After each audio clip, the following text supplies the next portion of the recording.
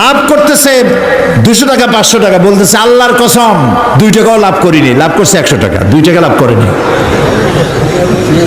এই ধরনের মিথ্যা কথা বলার দরকারটা কি? আপনি বলেন আমি ব্যবসায় লাভ করবো না, তা আমি চলবো কি করে? আপনি কত করতেছেন তা বলার দরকার নেই।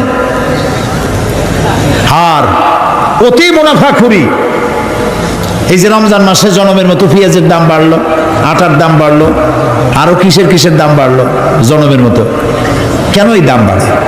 এই জন্য দাম বাড়ে মুসলমানের এইগুলি আগের থেকে কিনে রাখে 2 মাস 3 মাস আগে, রোজাদারদের কষ্ট দেওয়ার জন্য। আরে রোজাদারের মুখের দুর্গন্ধ আল্লাহর কাছে মিস্ক এবং আম্বরের চাইতে পবিত্র। রোজাদারদের জন্য আল্লাহ তাআলা জান্নাতের একটা আলাদা গেট রেখেছেন, যার নাম রায়্যান। এখানে শুধু রোজাদারেরা প্রবেশ করবে। সব রোজাদার যখন ওই গেট দিয়ে প্রবেশ করবে, গেট বন্ধ হয়ে যাবে, আর কেউ ঢুকতে পারবে না। রোজাদারদের সাথে আল্লাহ স্পেশাল সাক্ষাৎ দিবেন, সুবহানাল্লাহ। সেই রোজাদার দিয়ে ব্যবসা করো। 2-3 মাস আগের থেকে রোজার আইটেমগুলি কিনে জমা করিয়া তারপরে রোজাদারদের উপরে ব্যবসা করো। তোমার ব্যবসা নিয়ে কোন জাহান্নামে থাকবে দেখবে। মুসলমান কপাল পোড়া, কি এর ইবাদত করে? সুতরাং আপনার ব্যবসা ইবাদত। আপনি জমিন চাষ করতে যাবেন, আপনি চাষি, আপনি উত্তম কাজ করছেন, আপনাকে কৃষক বলে কে ঘৃণা করবে? এই চাষের কাজ সর্বপ্রথম করেছেন আবুল বাশার হযরত আদম আলাইহিস সালাম, নিজ হাতে চাষ করেছেন। যারা হাদিয়া খায়, শুধুমাত্র হাদিয়া দিয়ে জীবন চালায়, কোনো কাজ কাম নাই, খালি হাদিয়ার উপরে নির্ভর আছে, এরকম একজন নবীর নাম শোনান আমার, একজন নবীর নাম শোনান উম্মতের হাদিয়া দিয়ে জীবন চালাইছে। কোন? আমি আপনার কাছে শিখে যাই, একজন নবীও উম্মতের উপরে নির্ভরশীল ছিলেন না। হযরত ইদ্রিস আলাইহিস সালাম দর্জি ছিলেন। দর্জি বোঝেন কি? টেইলর, দর্জি ছিলেন। দাউদ আলাইহিস সালাম কর্মকার ছিলেন, লোহা গুলি দিয়ে অস্ত্র নির্মাণ করতেন, লোহা দিয়ে বিভিন্ন জিনিস তৈরি করতেন।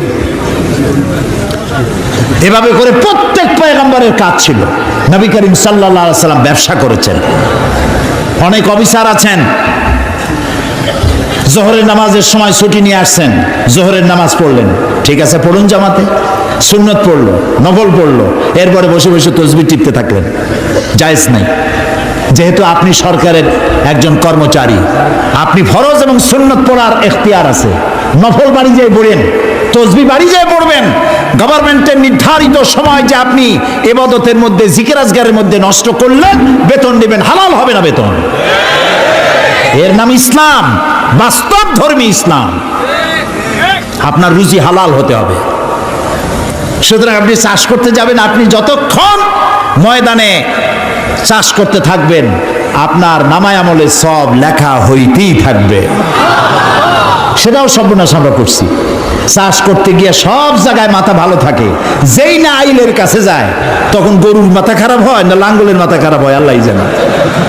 আইলগুলোরে ঠেলিয়া একেবারে পলসিরাতের মতো চিকুন বানায় ফেলায়। আচ্ছা ভাই বলেন তো, মাটিকে আপনি খাইতে পারবেন? বরং মাটি আমাদের খাবে। চাওয়ার কোনো শেষ নাই, পাওয়ারও শেষ নাই, আরো চাই, আরো চাই, আরো চাই। আল্লাহর নবী বলেন, লাউ কানা লি ইবনি আদামা ওয়াদিম মিন যাহাবিন লাহাব্বা ইয়াকুনা লাহু সানিন। কোন বান্দাকে যদি একটি মাঠ ভরে স্বর্ণ দেওয়া হয়, সে বলবে আল্লাহ আমারে আরো একটা মাঠ ভরে যদি স্বর্ণ দেওয়া হতো। আল্লাহর নবী বলেন, ওয়ালা ইয়ামলাউ জাওফা ইবনু আদামা ইল্লা তুরাব।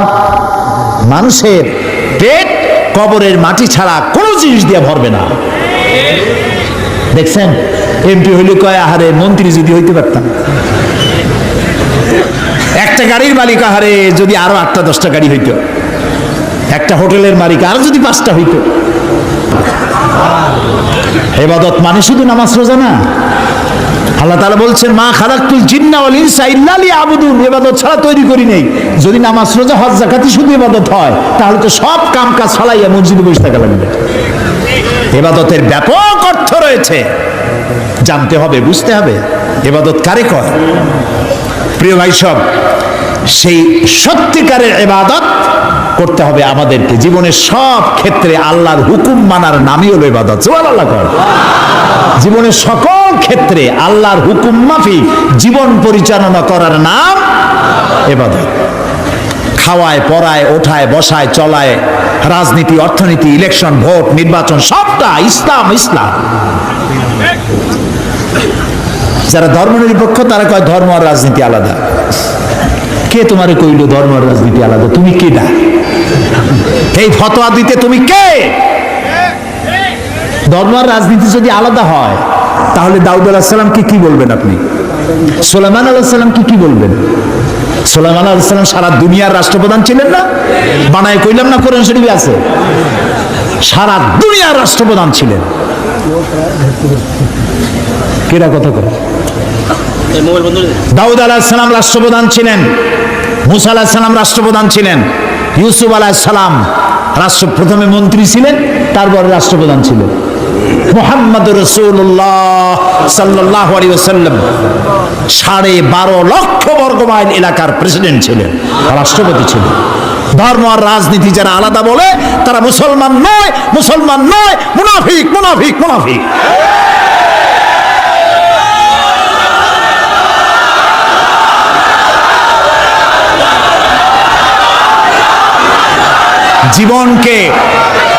জীবনকে আমরা দ্বিধা বিভক্ত করতে পারি না। জীবনকে দুইটা ভাগ করার এখতিয়ার আমাদেরকে দেওয়া হয় নাই। জীবন একমুখী হবে, আল্লাহমুখী হতে হবে। আল্লাহ যা বলেছেন, রসুল যা করেছেন তাই আমাকে করতে হবে। বলুন, রসুল্লাহ প্রেসিডেন্ট ছিলেন না? রসুল্লাহ সেনাপতি ছিলেন না? রসুল্লাহ শ্রমিক ছিলেন না?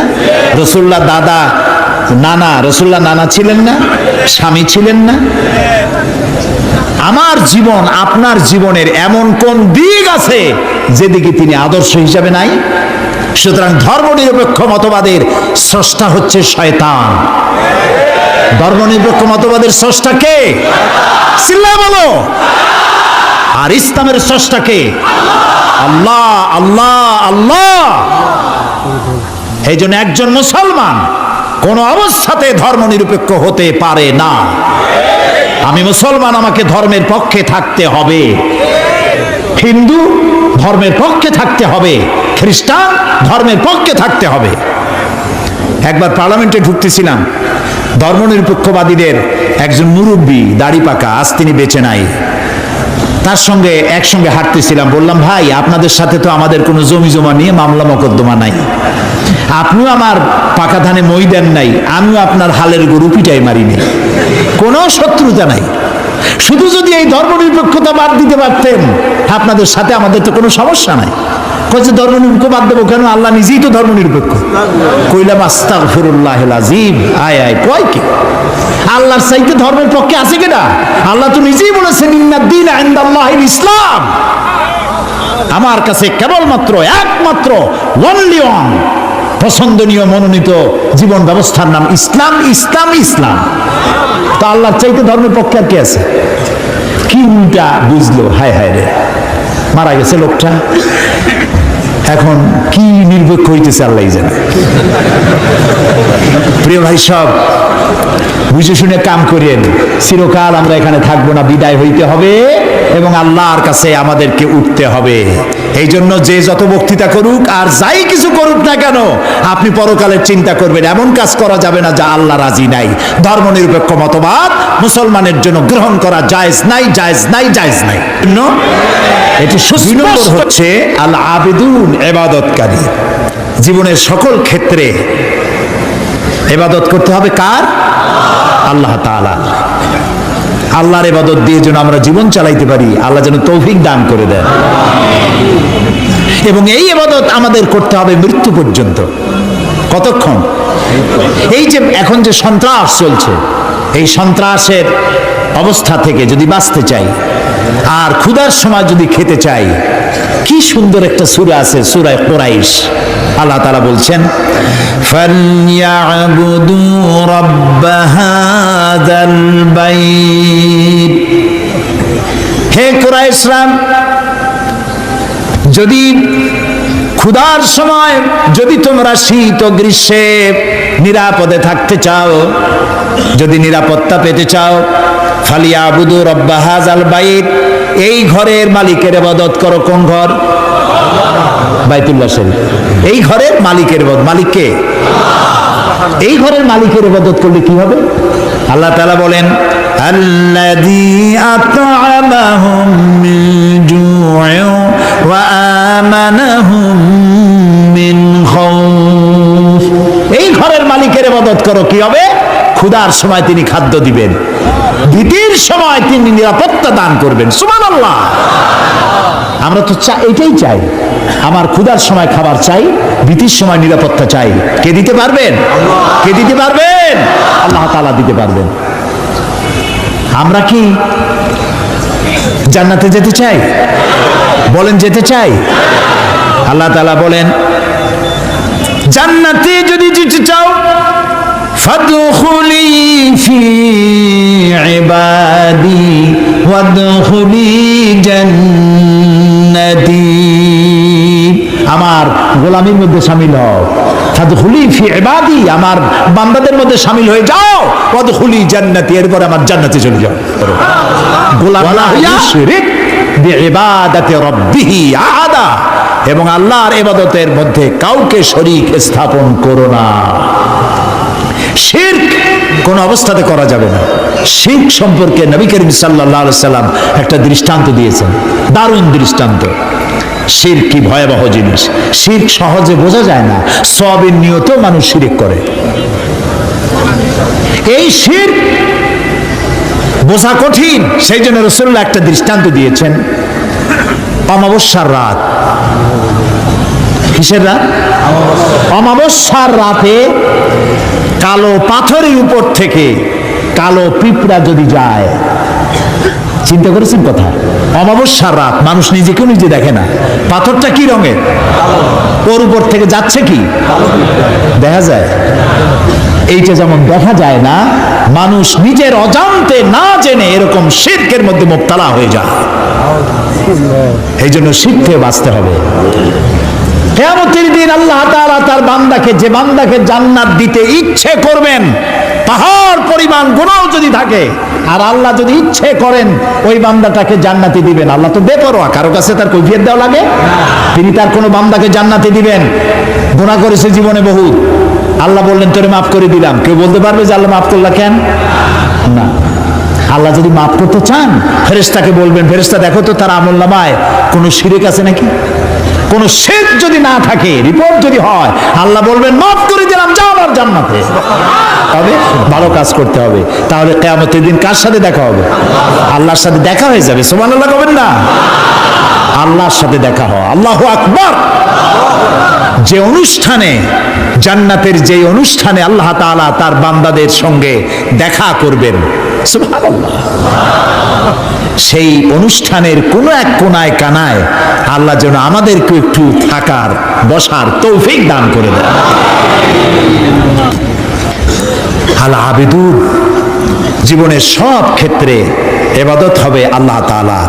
আর ইবাদত কাকে বলে? এক কথায় বলে দিলাম, আল্লাহর হুকুম মাফিক জীবন পরিচালনা করা, রাসূলুল্লাহর বিধান অনুযায়ী জীবন পরিচালনা করার নামটাই হলো ইবাদত। এখন আপনি যাই করেন, আল্লাহ এবং রাসূলের হুকুম মাফিক হতে হবে। 3 নম্বরে বলা হয়েছে আল হামিদুন,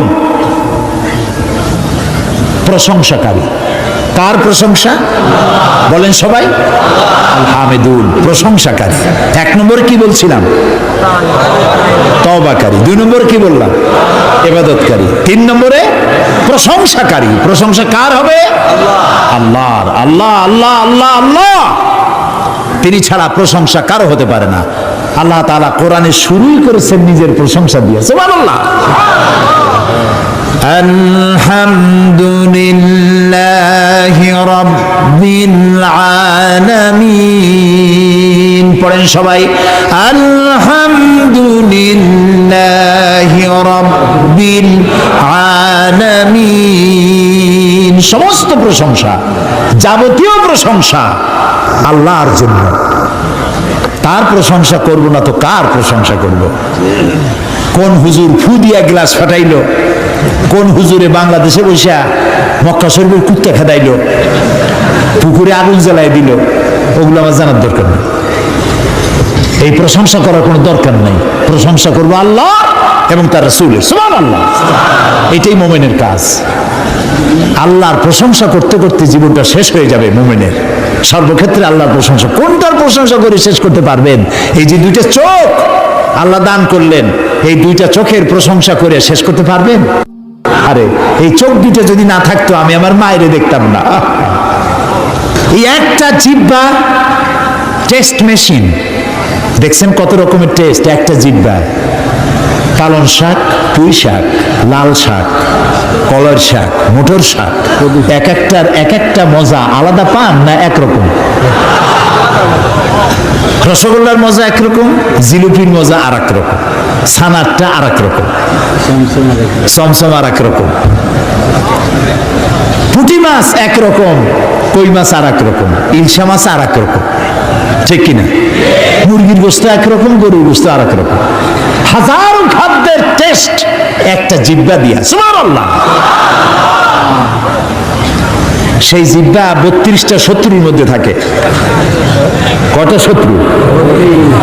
আর এই জিহ্বা দাঁতের প্রতি কত দরদ তার, কোন জায়গায় কোনো একটা কিছু ঢুকলে জিহ্বা ওইটা নিয়ে গুতোগুতি করতেই থাকে বাইর করার জন্য। এত রহমত করে, দয়া করে সে দাঁতের প্রতি, আর সেই দাঁত সুযোগ পাইলেই একটা বাইরে দেয়। দেখছেন অবস্থা? আল্লাহ তাআলা এমন সুন্দর জিহ্বা দিলেন, আহারে শুকর আদায় করে কুল পাওয়া যাবে। এই জিহ্বাটা আল্লাহ আবার ভিজা ভিজা রাখছেন। এটা যদি শুকনা, মাঝে মাঝে শুকনা হয়ে যায় না, কথা বলা যায়? যায় না, আল্লাহ ভিজায় রাখছে, সুবহানাল্লাহ। আল্লাহর প্রশংসা করেন। আল্লাহ কয় প্রশংসা করো, আমি তোমারে বাড়ায় দেবো। লাইন শাকারতুম লাযীদান্নাকুম ওয়া লাইন কাফারতুম ইন্না আযাবি লাশাদীদ। আমার নিয়ামতের শুকর যদি আদায় করো, আমি নিয়ামত বাড়ায় দেব, আমি তোমাকে বৃদ্ধি করে দেব নিয়ামত। আর যদি শুকর আদায় না করো, আমি তোমারে শাস্তি দেব।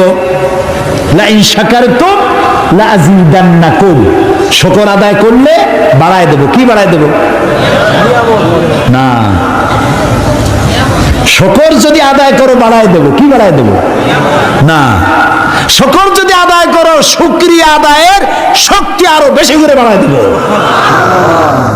নিয়ামত তো দিছি, শুকর আদায় করো, শুকর আদায় করার শক্তি আরো বাড়ায় দেব। তুমি যত শুকর আদায় করবা, আমি তোমার উপর রাজি খুশি হয়ে যাব, সুবহানাল্লাহ। আমি যদি আল্লাহর জিকির করি এইখানে বসিয়া, আমরা বগুড়ার ঈদগাহ মাঠে এখানে আল্লাহর কতগুলো বান্দা বান্দি একত্রিত হয়ে আল্লাহর জিকির আজগার করতেছি। আল্লাহ কয় ফাজকুরুনি আযকুরুকুম, তুমি আমার জিকির করো, আমি তোমার জিকির করব। তো আমার জিকির আর আল্লাহর জিকিরের মধ্যে পার্থক্য আছে না? আমরা জিকির করতেছি মাটির দুনিয়ায় বসিয়া, এইখানে কিছু লোক আল্লাহর জিকির করছে। আল্লাহ কয় তুই যদি আমার জিকির করিস, আমি জিকির করব আরশে আজিমে ফেরেশতাদের সাথে নিয়া, সুবহানাল্লাহ। ফাজকুরুনি বিল ইস্তিগফার আযকুরুনি বিল মাগফিরা আযকুরুকুম বিল মাগফিরা। তুমি আমাকে ইস্তিগফারের সাথে স্মরণ করো, আমি তোমারে ক্ষমা করার দিয়া তোমারে স্মরণ করব, সুবহানাল্লাহ। আল হামিদুন, আল্লাহর প্রশংসা করিয়া, আল্লাহর যদি প্রশংসা করি তাহলে আল্লাহর লাভ আছে কিছু? না, আল্লাহর লাভ নেই। কারণ আল্লাহর লাভ হইতো যে আমরা যত প্রশংসা করব আল্লাহর পজিশন তত বাড়তে থাকবে, এরকম হবে নাকি? আল্লাহর মর্যাদা যে ডিগ্রিতে আছে, আপনি আমি সারা পৃথিবীর মানুষ আল্লাহর জিকির ফিকির হামদ করে আল্লাহর ওই পজিশন থেকে 1 ডিগ্রি উপরে উঠাইতে পারবো না। আর সারা পৃথিবীর মানুষ যদি আল্লাহকে অস্বীকার করে, শুকরিয়া প্রশংসা যদি না করে, যে পজিশনে তিনি আছেন তার থেকে 1 ডিগ্রি নিচেও নামবে না। তাহলে এই শুকর আদায় করায়, প্রশংসা করায়, তাসবিহ পড়ায় আল্লাহর কোনো লাভ নাই। লাভ কার? বলেন আমার, বলেন আমার লাভ। আমি যত শুকর করব, জিকির করব, আল্লাহ তত আমার মর্যাদা বাড়াই দিবেন, সুবহানাল্লাহ, সুবহানাল্লাহ। এই জন্য প্রশংসা হবে কেবলমাত্র কার? আল্লাহ তাআলার প্রশংসা করতে হবে, সুবহানাল্লাহ। এই যে গাছপালা দেখতে পান চতুর্দিকে, এই গাছগুলি কার জিকির করে? বাতাস তার শনশন রবে, পাখিগুলি তার কলো কাকলিতে, নদীগুলি তার কুলুকুলু নাদে, গাছের পাতাগুলি তার মর্মর রবে। যত ধরনের শব্দ আমরা শুনতে পাই, সমস্ত শব্দগুলি কোনো শব্দ নয়, ওর থেকে তারা আল্লাহর তাসবিহ পড়ে। সুবহানাল্লাহ, আল্লাহু আকবার, আলহামদুলিল্লাহ তাসবিহ তারা পড়তে থাকে। ওয়ালাকিন লা তাফকাহুনা তাসবিহাহুম, ওদের তাসবিহ তোমরা বুঝতে পারো না। ওরা সব সময় সবাই আমার জিকির করছে, তাসবিহ পড়ছে। আল হামিদুন, সুতরাং তুমি আমার প্রশংসা করো, শুকরিয়া আদায় করো, তাহলে আমি তোমার নিয়ামত বাড়ায় দেব। প্রিয় ভাই সব, আল্লাহর এই নিয়ামতের শুকর আমরা যেন জীবনের সব ক্ষেত্রে করতে পারি, এ তৌফিক যেন আল্লাহ আমাদেরকে দান করে দেন। আমরা বলি আমিন। মুমিন ব্যক্তিদের জন্য 8টা কোয়ালিটি থাকতে হবে। 8টি কোয়ালিটি হলেই পরিপূর্ণ মুমিন হবে। কয়টা কোয়ালিটি? আজকে আমি 3টা কোয়ালিটির কথা আপনাদের সামনে বললাম, বাকি কোয়ালিটিগুলির কথা আগামীকাল বলবো ইনশাআল্লাহ, এবং কালকে ইশার নামাজের পরেই আমি শুরু করব ইনশাআল্লাহ, যাতে করে একটু বেশি সময় নিয়ে আমরা এই কোয়ালিটিগুলি শুনতে পারি। আল্লাহ যেন তৌফিক দেন, বলি আমিন। এখন মোনাজাত হবে, দাঁড়ানো ভাইরা বসেন, যত লোক দাঁড়ানো আছেন সব যার যার জায়গায় বসে পড়েন, মোনাজাতে অংশ নেন, কেউ দাঁড়িয়ে থাকবেন না, সবাই বসে। মাহফিলের মাঝখানে, মাহফিলের পাশে দাঁড়ানো ভাইদের বসতে বলছি, হাঁটতে বলি নেই। আর মোনাজাতের কথা শুনে যদি কেউ হাঁটে, তাকে চিন্তা করা দরকার আল্লাহর ফেরেশতাদের ক্যামেরায় আপনার ছবি কিভাবে উঠবে। জি, শুনতেছেন আমার কথা? মোনাজাতের কথা শুনে যদি উল্টা কেউ হাঁটে, আল্লাহর ফেরেশতাদের ক্যামেরায় তার ছবিটা উঠবে কিভাবে? মোনাজাতকে বর্জন করে অ্যাবাউট টার্ন করছেন। আল্লাহ রক্ষা করুন সকলকে, আমরা বলি আমিন। মোনাজাত কার কাছে? আল্লাহর কাছে। আমি বড় জোর 1-1.5 ঘন্টা কথা বলবো, এর বেশি নয়। সেই জন্য আপনার স্ত্রী, আপনার মেয়ে, আপনার বোন, আপনার মা, সকলে আপনাদের মেয়েদেরকে এখানে পৌঁছায় দিবেন। একটা মা যদি ভালো হয়, একটা সংসার ভালো হয়ে যায়, ঠিক না ভাই? মা বোনদেরকে, তাদের তো শোনার সুযোগ হয় না, মসজিদে যাইতে পারে না। কারা যে দেওয়ালে দেওয়ালে লেখে মহিলাদের মসজিদে যাওয়া হারাম, ঈদগাহ মাঠে যাওয়া হারাম, গণতন্ত্র হারাম, লং মার্চ হারাম, পার্লামেন্ট হারাম। মনে হয় তাদের কাছে একটা কিতাব আছে, কিতাবের নামটা হচ্ছে কিতাবুল হারাম। ওখানে হারাম ছাড়া কিচ্ছু নাই। গণতন্ত্র হারাম যারা বলে, এই জাহেলদেরকে জিজ্ঞেস করতে চাই, ক্ষমতা পরিবর্তনের জন্য গণতন্ত্র না থাকলে পদ্ধতি কি? কেমনে ক্ষমতায় যাবে মানুষ? সরকারের পরিবর্তন কিভাবে হবে?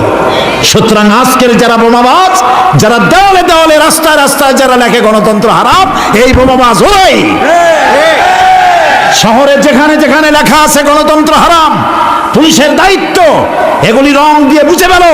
এই ধরনের লেখা যারা লেখে গ্রেফতার করো। এরা জাতির দুশমন। কে তোমাকে শিখিয়েছে লং মার্চ হারাম? কে তোমাকে বলেছে গণতন্ত্র হারাম? কি এর বাইয়েনাত পত্রিকা হাবিজাবি জাহিল, লেখা জানে না, পড়া জানে না, হাবিজাবি রাস্তায় সব জায়গায় লিখে গেছে তাহাজ্জুদের নামাজ জামাতে পড়া হারাম, মেয়ে লোকের ঈদের জামাতে যাওয়া হারাম। আরে বেটা, রাসূলুল্লাহ সাল্লাল্লাহু আলাইহি ওয়াসাল্লাম ঈদের দিন মেয়ে লোকদেরকে ডেকে ডেকে ঈদের ময়দানে নিয়ে যেতেন। মহিলাদের যে অধিকার ইসলাম দিয়েছে, তোমাদের মতো জাহিলরা মেয়েদেরকে সে অধিকার থেকে বঞ্চিত করেছে।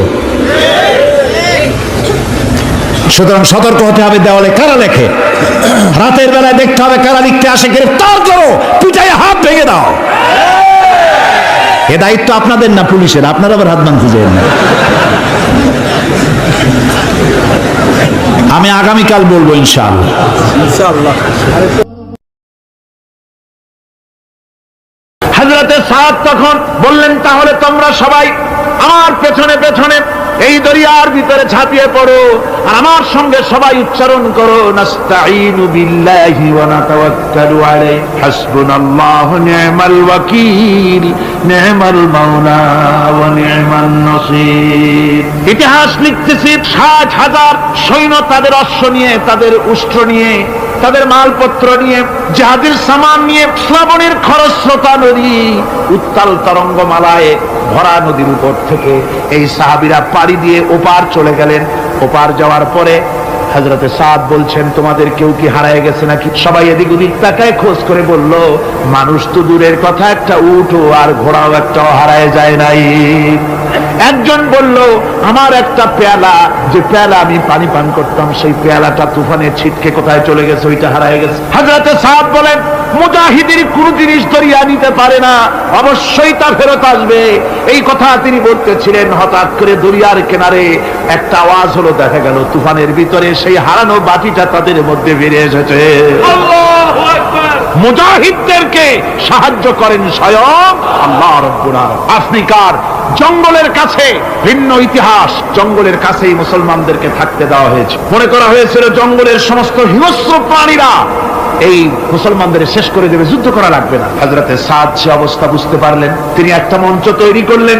সেই মঞ্চের উপরে দাঁড়ায় জঙ্গলের প্রাণীদের দিকে লক্ষ্য করে তিনি নোটিশ জারি করে দিলেন, বললেন, ইয়া আইয়াতুহাল হাশারাত ওয়াস সিবাউ নাহনু আসহাবু রাসূলুল্লাহ সাল্লাল্লাহু আলাইহি ওয়াসাল্লাম। হে জঙ্গলের হিংস্র প্রাণীরা, আমরা আল্লাহ রাসূলের সাহাবী, ফাইন্না নাজিলুনা ফামান ওয়াজাদনা বাদাহু কাতালনাহু।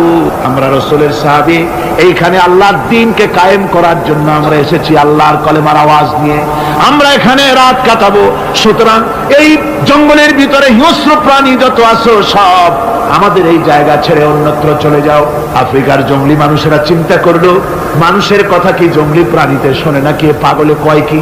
তারা তাকায় তাকায় দেখলো, হযরতে সাদের এই ঘোষণার পরে বাঘের কাতারে বাঘ, সিংহের কাতারে সিংহ, সাপের কাতারে সাপ, যার যার ডিম আর বাচ্চাগুলি মুখে কামড়ায়া সাহাবীদের এলাকা ছেড়ে দিয়ে তারা অন্যত্র চলে গেল। আমার মুসলমান ভাইরা, এই ছিল মুসলমানদের ইতিহাস।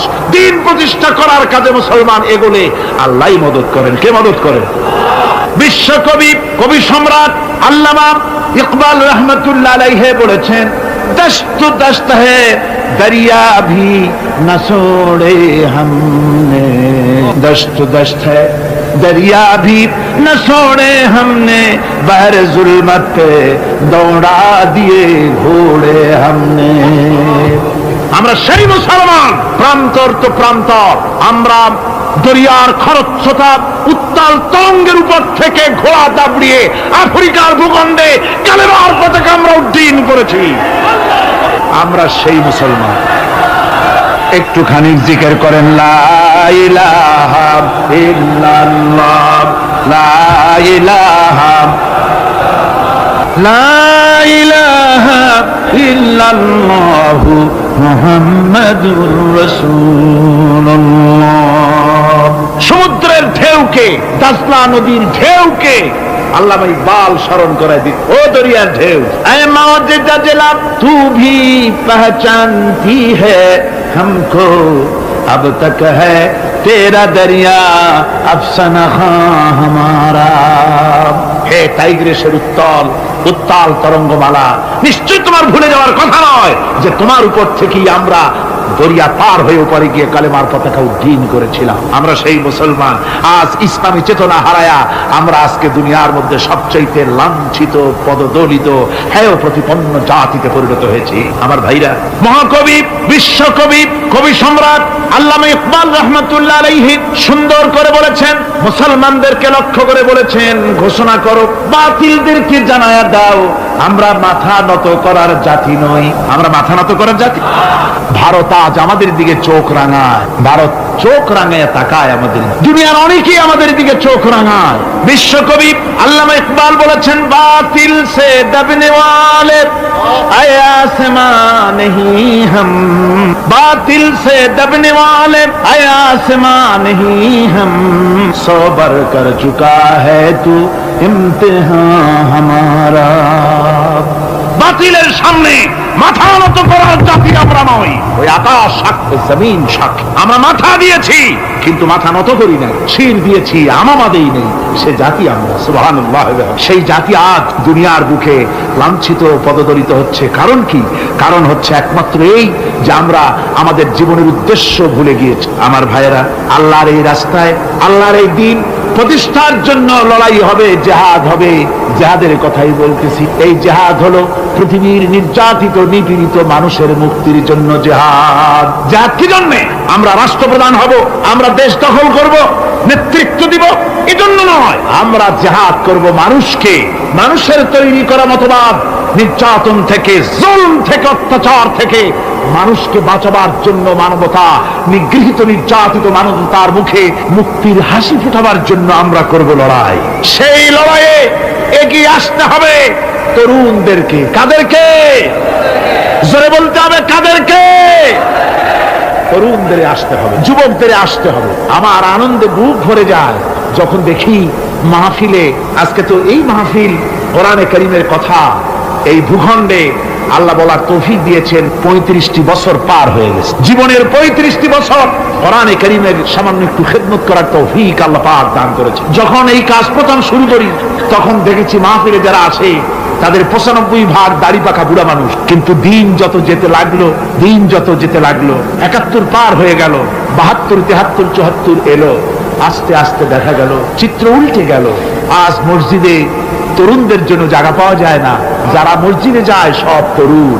যারা আগে হজে যেত সব বুড়া মানুষ, পাপ করার আর কোনো বয়স নাই, তখন যাইতো হজ করতে। এখন আলহামদুলিল্লাহ তরুণেরা যায় হজ করতে বেশিরভাগ। আজকের মাহফিল দেখুন, দাঁড়ায় দেখতে বলি নাই, জায়গায় বসে আর ডাইনে বা একটু তাকায় দেখেন কারা বেশি, দাড়ি পাকা না যুবক?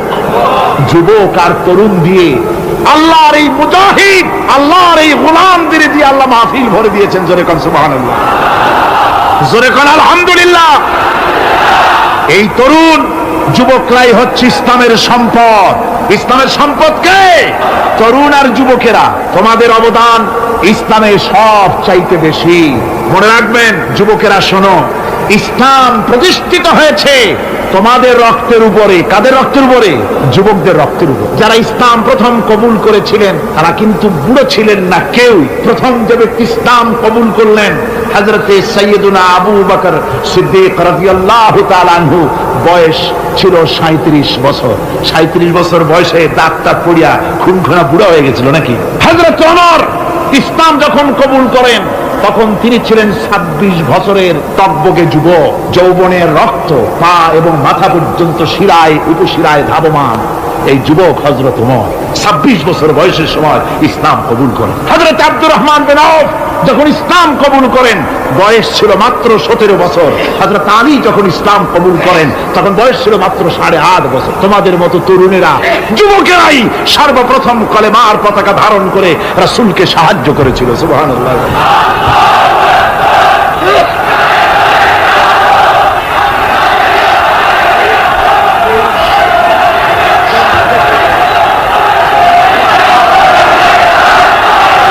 আমার মুসলমান ভাইয়েরা থামুন, আমার ভাইয়েরা, যুবকদের অবদানই চিরকাল ইসলামে বেশি ছিল।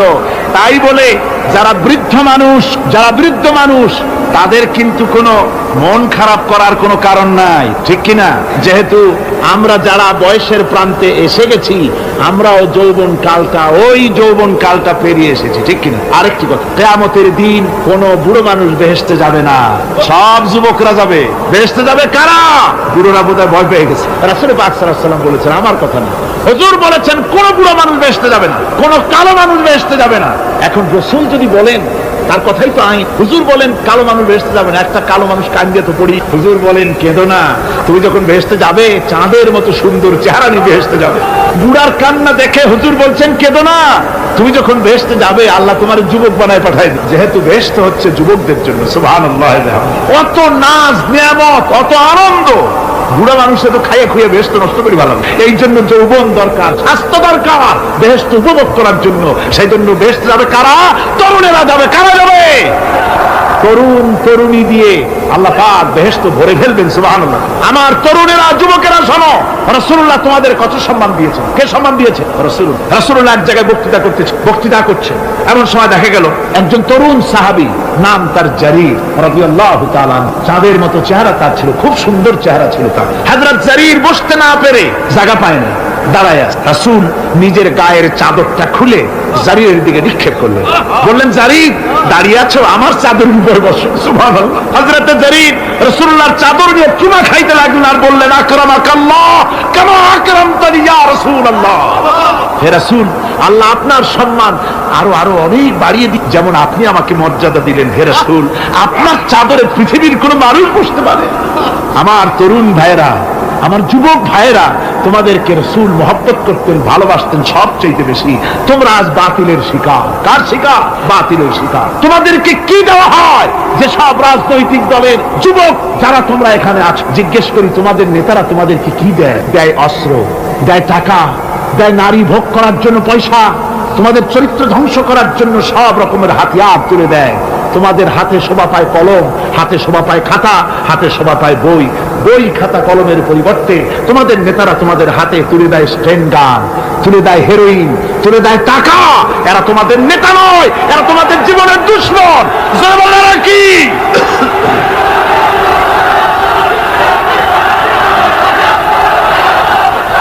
আমার যুবক ভাইয়েরা, আমার কলেজ ইউনিভার্সিটির ছাত্র ভাইয়েরা, একটুখানি মাথা খাটায় চিন্তা করো। তোমার নেতারা যারা ঢাকা থেকে আসে বা এখানে বাস করে, ওই নেতারা যখন রাজনৈতিক প্রোগ্রাম করতে আসে, তখন কি একবারের জন্য তোমাদেরকে বলে, ও ছেলেরা তোমরা কি নামাজ ঠিক মতো পড়ো কিনা? বলে? এই যে রোজা আসতেছে, খবরদার বাবারা তোমরা রোজা রেখো, এরকম কথা বলে নাকি? তোমার ওস্তাদদের সম্মান করো, এ কথা বলে নাকি? বরং টাকা দেয়, পয়সা দেয়, যে শিক্ষক তোমার মতের উল্টা করবে, ঠ্যাঙ্গাইয়া জনমের মতো টাইট করে দিবা। ঠিক কিনা? তোমার নেতারা কি কোনোদিন বলে নাকি, ও আমার সংগঠনের ছেলেরা মা বাপের খেদমত করবে, মা বাপের সম্মান করবে, খবরদার মা বাপের সঙ্গে বেয়াদবি করবে না, সন্ত্রাস করবে না, অস্ত্রবাজি করবে না, মানুষকে কষ্ট দিবে না, এমন কোন কথা বলে না। আমার যুবকেরা শোনো, ওরা টাকা দিয়ে, অস্ত্র দিয়ে, পয়সা দিয়ে, মদ দিয়ে, ওরা নিজেদের ক্ষমতা টিকায় রাখার জন্য তোমাদেরকে লাঠির মতো ব্যবহার করে। সুতরাং আজকের তরুণদেরকে বুঝতে হবে, তরুণেরা ভালো করে বোঝো, তোমরা রাসূলের সৈনিক, তোমাদের পক্ষে সম্ভব। রাসূল, আমি বুঝতে পেরেছি কথা যেহেতু তরুণদের, আর তরুণদের জনসমুদ্র, কাজেই জনসমুদ্রের মধ্যে উত্তাল ঢেউ তো সৃষ্টি হবেই, স্বাভাবিক। কিন্তু সেই স্বাভাবিকতার সুযোগ নিয়ে দাঁড়ায় বিশৃঙ্খলার সৃষ্টি করবেন না। আমার ভাইরা, ইসলাম আমাদের আদব শিক্ষা দেয়। কি শিক্ষা দেয়? আদব। শুধুমাত্র কোন লোক পেশাব পায়খানার কথা বললে তাকে রাস্তা ছেড়ে দেবেন, যেতে বলবেন, তা না হলে তো আপনাদেরই অসুবিধা হবে। কথা বুঝতে পেরেছেন? বাকি কেউ উঠবেন না, দাঁড়াবেন না। এত বড় বেহেশতি মাহফিল জীবনে আরেকবার পাবো, কোন নিশ্চয়তা আছে? আপনি আমাকে বলেন, আল্লাহর আকাশের নিচে, জমিনের উপরে এর থেকে শ্রেষ্ঠ কোন মাহফিল আছে নাকি? কারণ এ মাহফিল কোরআনের মাহফিল। কিসের মাহফিল? এর থেকে শ্রেষ্ঠ মাহফিল আল্লাহর আকাশের নিচে, জমিনের উপরে হতে পারে। সুতরাং বেয়াদবি কেউ করবে না। তরুণেরা, যুবকেরা, তোমাদের এগিয়ে আসতে হবে। নির্যাতিত মানবতার পাশে তোমাদেরকে দাঁড়াতে হবে। আজ শ্রমিকরা তাদের ন্যায্য পাওনা পাচ্ছে না, কৃষক তাদের উৎপাদনের মূল্য পাচ্ছে না, নারী তার সতীত্বের গ্যারান্টি পাচ্ছে না। মানুষেরা আজ নির্যাতিত, নিপীড়িত। সারা পৃথিবীতে Bosnia, Algeria, Somalia, Palestine, Kashmir, Burma, Philippines, Bharat, পৃথিবীর সর্বত্র নির্যাতিত মুসলমানদেরকে বাঁচাবার জন্য আমার খালিদ বিন ওলীদের উত্তরসূরিরা, সালাউদ্দিন আইয়ুবী, জামালউদ্দিন আফগানি, হযরত আলীর উত্তরসূরি, আজকের মাহফিলের যুবক আর তরুণরা, তোমরা কি রক্ত দিতে পারবে?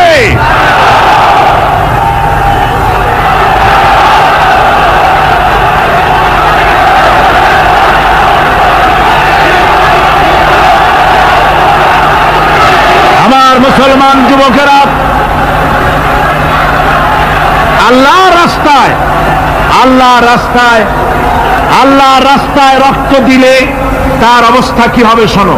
আল্লাহ রাব্বুল আলামিন বলেছেন, ওয়ালা তাকুলু লিমান ইউকতালু ফি সাবিলিল্লাহি আমওয়াত বাল আহইয়াউ ওয়ালাকিন লা তাশউরুন।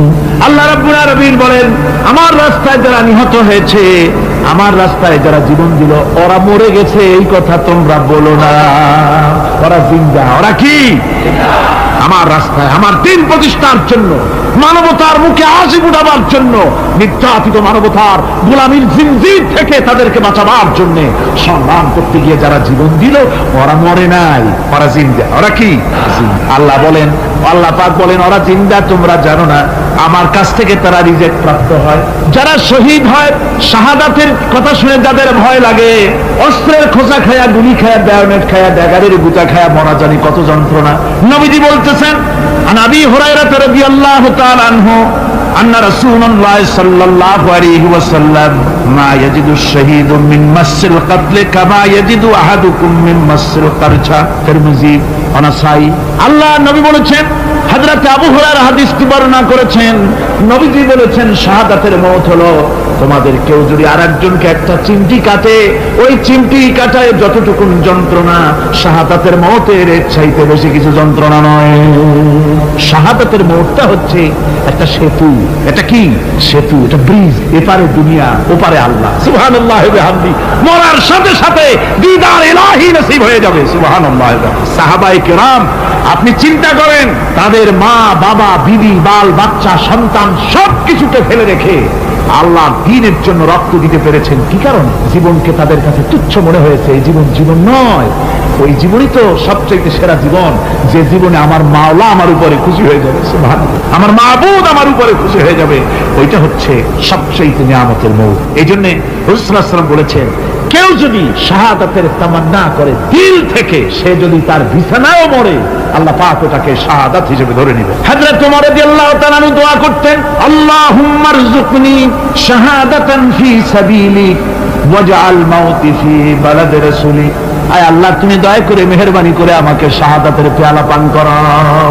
শাহাদাতের মওত সবচেয়ে নিয়ামতের মওত। কিয়ামতের দিন এই শহীদ তার আত্মস্বজনের ব্যাপারে 70 জন লোকের ব্যাপারে আল্লাহর কাছে সুপারিশ করার মতো পাওয়ার লাভ করবে শহীদ। ভাইরা, এই শাহাদাত নসিব হওয়ার জন্য তামান্না আমাদের দিলের মধ্যে থাকা উচিত। আল্লাহ দ্বীন প্রতিষ্ঠার জন্য প্রয়োজনে আমরা জান দিব, মাল দিব। পারবো না? পারবো কিনা?